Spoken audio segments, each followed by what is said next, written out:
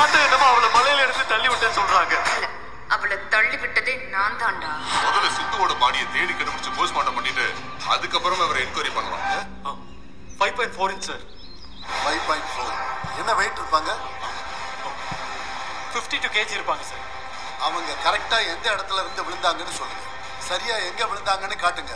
Sir இதோ இந்த இடத்துல இருந்து தான் சார் விழுந்தாங்க. சிந்துவோட வெயிட்ல உள்ள மேனிக்வின் பொம்மைய சீக்கிரம் எடுத்துட்டு வாங்க. வந்து பொம்மைய போட போறோம்.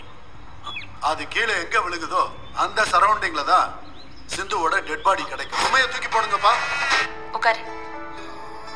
சொல்லு காயத்ரி, என்ன விஷயம்? கொஞ்ச நேரத்துக்கு முன்னாடி செழியன் எனக்கு ஃபோன் பண்ணார் அண்ணி. செழியன் ஃபோன் பண்ணாரா?